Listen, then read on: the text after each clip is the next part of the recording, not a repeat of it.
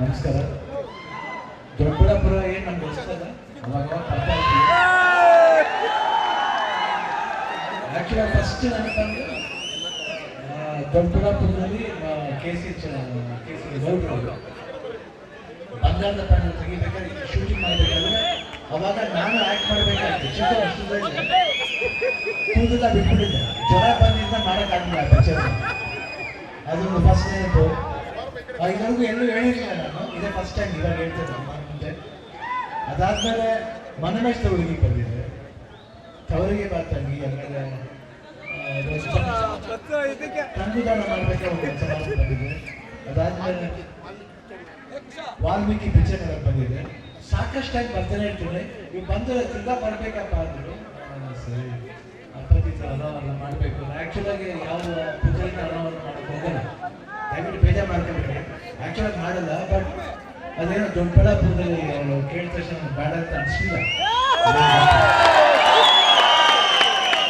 ಯಾಕಂದ್ರೆ ಅಪ್ಪಾಗಿ ಯಾರೋ ಹೇಳೋದು ಕೆ.ಸಿ. ಗೌಡ್ರು ಅನ್ನದಾತರು, ಅವರು ಊರಿನ ಜನ, ಅವ್ರು ದೊಡ್ಡ ಮನುಷ್ಯರು, ದೊಡ್ಡವರು ಅಂತ ಹೇಳ್ತಾ ಇದ್ದಾರೆ ಯಾವಾಗಲೂ.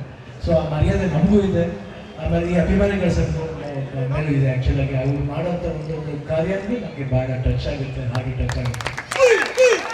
ಯಾಕಂದ್ರೆ ಯೂಶಲಿ ಅಭಿಮಾನಿ ಅಂದ ತಕ್ಷಣ ಒಂದು ಬರೀ ಹಾರ ಹಾಕ್ತಾರೆ, ಶಾಲ್ ಹಾಕ್ತಾರೆ. ಅದು ಬಿಟ್ಟು ನಾವೇನಾದ್ರೂ ಮಾಡ್ಬೇಕಂತ, ಸೋಷಿಯಲ್ ಸರ್ವಿಸ್ ಥರ ಮಾಡ್ಬೇಕಂತ ಒಂದು ಮನೋಭಾವ ಇಟ್ಕೊಂಡು ಮಾಡ್ತಾ ಇದ್ದಾರೆ. ನನಗೆ ಅದು ಭಾಳ ಖುಷಿಯಾಗುತ್ತೆ. ಯಾವಾಗಲೂ ಪ್ರತಿ ಟೈಮ್ ಬರಬೇಕಾದ್ರೆ ಅವ್ರು ಏನಾದರೂ ಒಂದು ಉದ್ದೇಶ ಇಟ್ಕೊಂಡು ಬರ್ತಾರೆ, ಒಂದು ವಸ್ತನ ತರ್ತಾರೆ. ಆ ವಸ್ತನ ಯಾವಾಗ ಬರಬೇಕು ಅಂತ ನನ್ನ ಆಸೆ. ಇಷ್ಟು ಹೇಳಿ ಜಾಸ್ತಿ ಮಾತಾಡೋದು ಬೇಡ, ಯಾಕಂದರೆ ಮಾತಾಡ್ತಾನೆ ಇರ್ತೀವಿ ನಾವು. ಏನು ಮಾತಾಡಬೇಕು ಒಂದು ಮಾತು ಬರಲ್ಲ.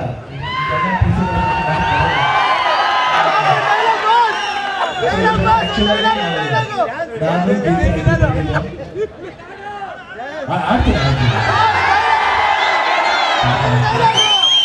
ಭಾಳ ಖುಷಿಯಾಗುತ್ತೆ. ಯಾವಾಗ ಈ ಪದಕ್ಕೆ ತುಂಬ ಖುಷಿಯಾಗುತ್ತೆ. ಸೊ ನೀವು ತೋರಿಸಿದ ಪ್ರೀತಿ ಇರ್ಬೋದು. ಇವ್ರು ಬಂದ ತಕ್ಷಣ ಇವ್ರ ಅಭಿಮಾನಿ, ಅವ್ರ ಅಭಿಮಾನಿ, ಎಲ್ಲರ ಅಭಿಮಾನಿಗಳು ಬರ್ತಾರೆ. ಅದು ನಿಮ್ಗೆ ಭಾಳ ಖುಷಿಯಾದ ವಿಷಯ. ಯಾರೇ ಯಾವ ಭಾಷೆ ಇಲ್ಲ, ಯಾವ ಭಾಷೆ, ಎಲ್ಲ ಭಾಷೆ ಜನರು ಬರ್ತಾರೆ. ಅದೊಂದು ಭಾಳ ಇಷ್ಟವಾದ ಜಾಗ, ಇಷ್ಟವಾದ ಇದು ದೊಡ್ಡಬಳ್ಳಾಪುರದಲ್ಲಿ. ಇಷ್ಟು ಹೇಳ್ತಾ ನನ್ನ ಮಾತನ್ನ ಮುಗಿಸ್ತೀನಿ. ಜೈ ಹಿಂದ್, ಜೈ ಕನ್ನಡ. ಯಾರಪ್ಪ ಮಗು ಏನೋ ಡೈಲಾಗ್ ಹೇಳ್ಬೇಕು.